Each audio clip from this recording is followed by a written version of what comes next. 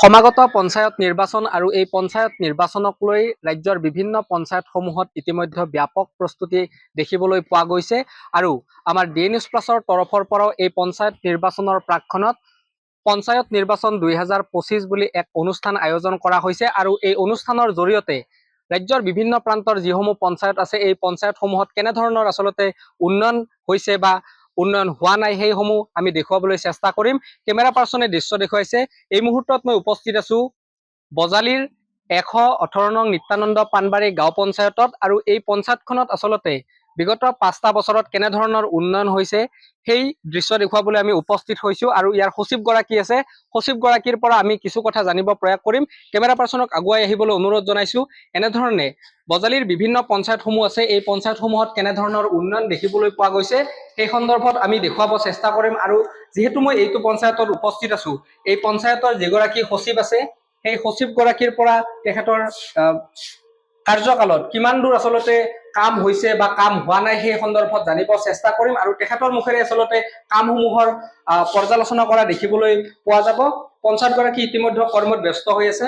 দাদা প্ৰথমতে আপোনাক স্বাগতম জনাইছো। যেহেতু পঞ্চায়ত নিৰ্বাচন আহি আছে আপোনালোকৰ এই পঞ্চায়তত বিগত 5টা বছৰত আৰু আপোনাৰ কাৰ্যকালত কেনে ধৰণৰ কাম হৈছে?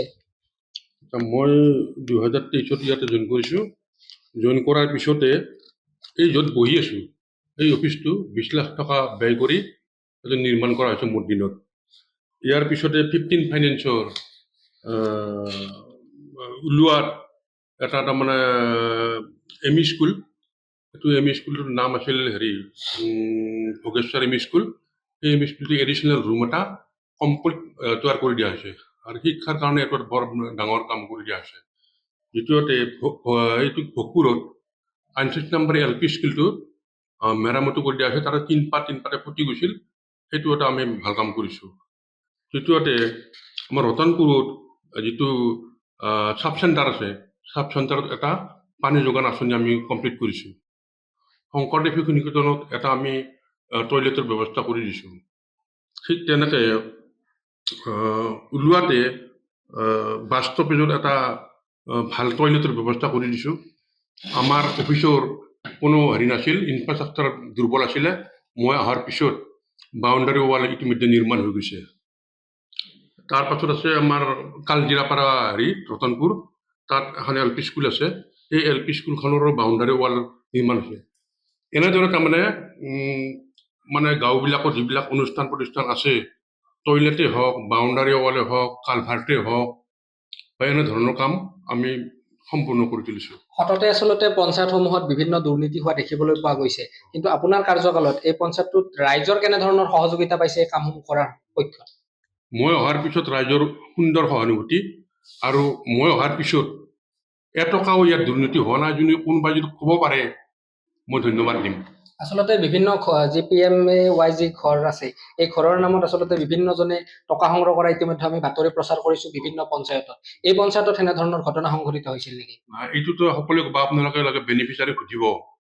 মই অহাৰ পিছত এটকাও ইয়াতে হোৱা নাই। বেনিফিচিয়াৰী মানে কোনো টকা আমি বন্ধ কৰি দিছোঁ, তামোলখন খাব বন্ধ কৰি দিছোঁ আমি। আপুনি যিকেইটা কাম বৰ্তমান আমাৰ আগত তথ্য দাঙি ধৰিলে, কিমান টকা আসলতে ব্যয় সাপেক্ষে কামসমূহ হৈছে? কিমান টকা আসলতে এই অফিসটো 20 লাখ টকা আছিলে। টয়লেট বিলাকক 2 লাখ টকা, কৰবাত 1.5 লাখ টকা, কালভাৰ্ট এটাত 1,10,20 হাজাৰ টকা, এনেকুৱা ধৰণৰ। এইটো খুব ডাঙৰ ফান আমাৰ ইয়াত নাই। তাৰমানে 15 ফাইনেন্সৰ হয়, দুটা পাৰ্ট থাকে, এটা টাইট এটা আনটাইট। টাইটটোত মানে যে আমার নামত গুচি যায়, আনটাইটটোত মানে কম পইচা থাকে। 2 লাখ 3 লাখ 5 লাখ একোটা ইনষ্টলমেণ্টত থাকে। গতিকে আমি বেছিও ধৰিব নোৱাৰোঁ, এটা বা দুটা স্কিম ধৰিব পাৰোঁ, সেইকেইটা আমি কমপ্লিট কৰি দিছোঁ। পঞ্চায়ত নিৰ্বাচন যিহেতু আহি আছে, কেনে ধৰণৰ জনপ্ৰতিনিধি আসলতে ৰাইজে বিচাৰিব বা ইয়াৰ কামসমূহ যিহেতু আগুৱাই নিব লাগিব, আৰু জনপ্ৰতিনিধিসমূহ কেনে ধৰণৰ হ'ব লাগে আচলতে? ৰাইজেতো মানে খুব এক্টিভ জনা বুজা মানুহ বিচাৰে, কিন্তু ৰাইজেহে চিলেকশ্যন কৰিব। এইবাৰতো মেম্বাৰৰ পৰা চিলেকশ্যন হ'ব। গতিকে ৰাইজে আচলতে সদায় আমাৰ আগত কয় যে ভাল মানুহ লাগে, ভাল কাম কৰা মানুহ আমাক লাগে। আমিও কৈছোঁ যে ভাল মানুহ আপোনালোকে দিব লাগিব, আমিতো নোৱাৰোঁ। গতিকে তেখেতসকলে সেইটোও বিচাৰে যে ভাল মানুহ আহিব লাগে। যিকোনো খবৰৰ বাবে যোগাযোগ কৰক 7099017330 লগতে 7099017110 নম্বৰত।